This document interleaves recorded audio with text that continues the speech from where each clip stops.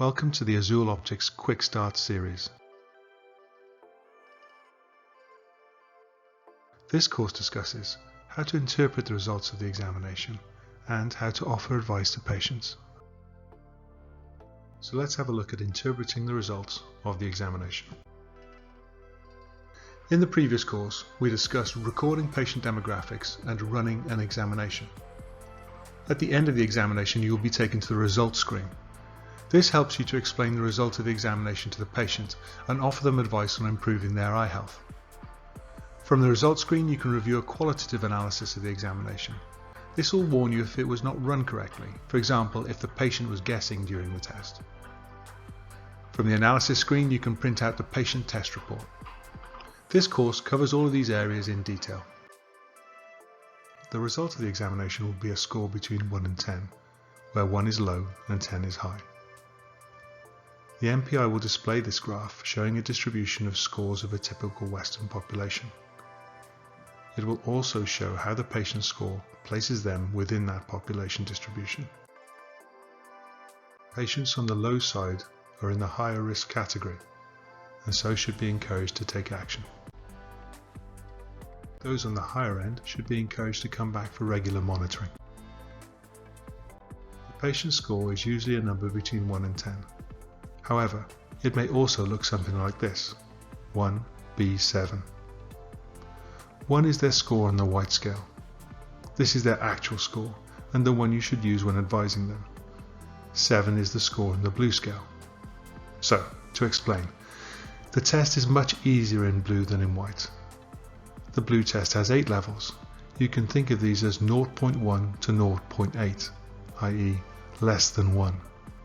So, a score of 1B7 means that the patient can't do the white test but can score 7 in the blue test. So, you should treat them as if they have scored 1 overall. In addition to the patient score, the system provides a qualitative analysis of the examination.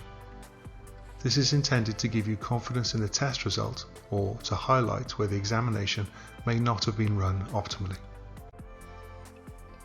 The score and the test type, blue or white, are shown at the top left. The analysis shows the time taken in seconds at each stage. Green bars show correct answers, black bars indicate the level at which the patient admitted they could no longer see the bow tie.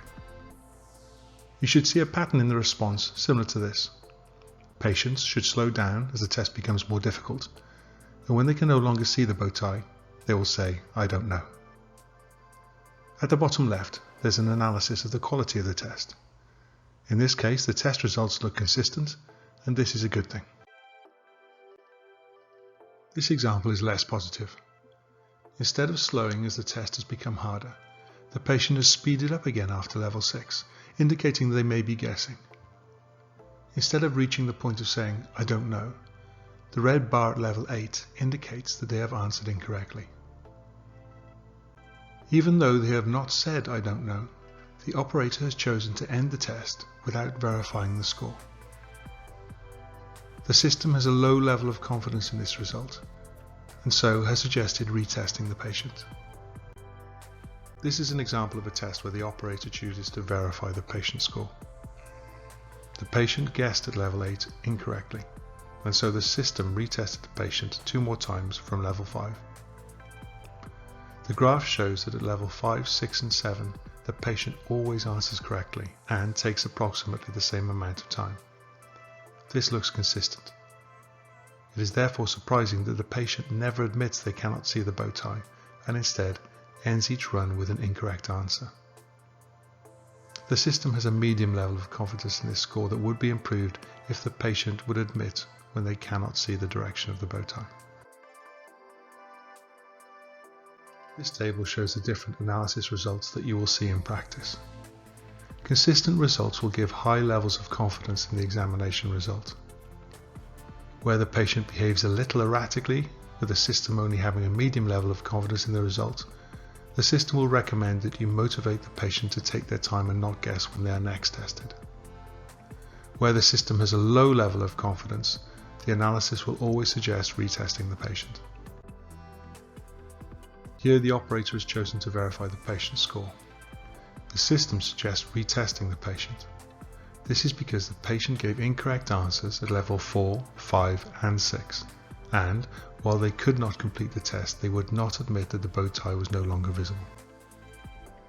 So, in summary, the patient's result will always be between 1 and 10, regardless of whether they do the white or the blue test.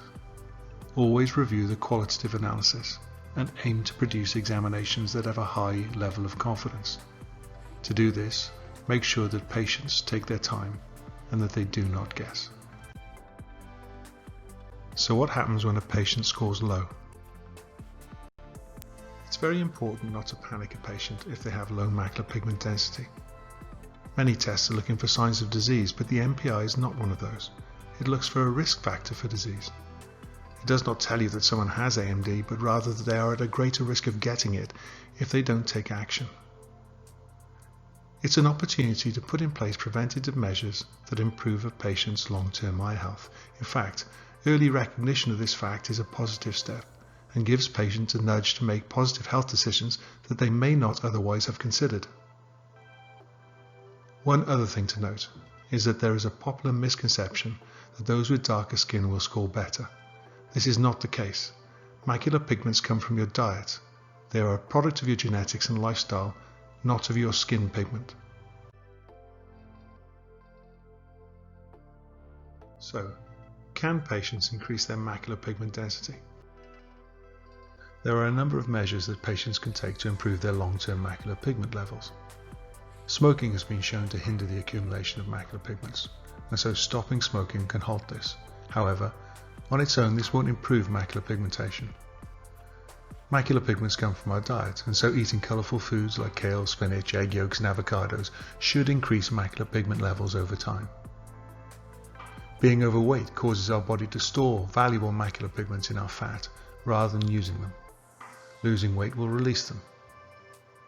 Taking supplements that contain lutein, zeaxanthin has been shown to increase macular pigment density.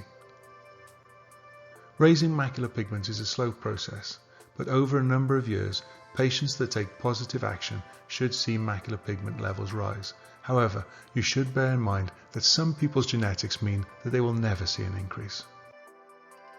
What can patients with low macular pigments do to protect themselves? The damage from high energy visible or blue light is a numbers game. The less powerful light that gets to the back of our eyes, the less damage is done.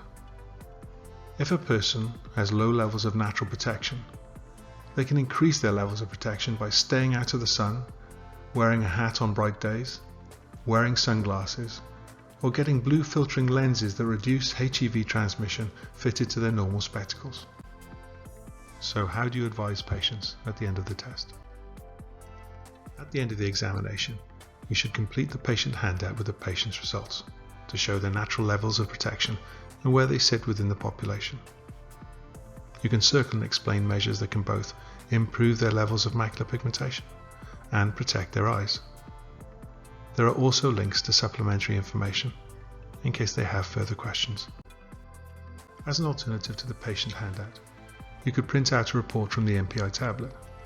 It provides the patient details, and once again you will circle the measures that the patient could take to increase macular pigmentation or protect their eyes. So why monitor macular pigments over time? Regular monitoring will provide a number of benefits to both patient and practice. Firstly, seeing improved performance may encourage patients to continue taking positive steps to protect and improve their eye health. Secondly, a large drop in performance may signal deeper issues and so could trigger proactive investigation. And lastly, an interest in increasing their scores may motivate patients to have more regular eye exams.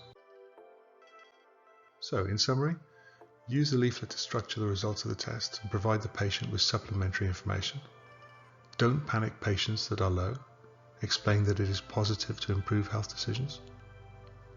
If a patient is low, you should explain how they can improve their natural protection and also how they can protect their eyes through life. And lastly, always encourage patients to come back for regular reviews so that maintenance of good eye health is foremost in their minds. That's the end of this course. Thank you for watching, and if you want more information, please contact us at www.azureoptics.com.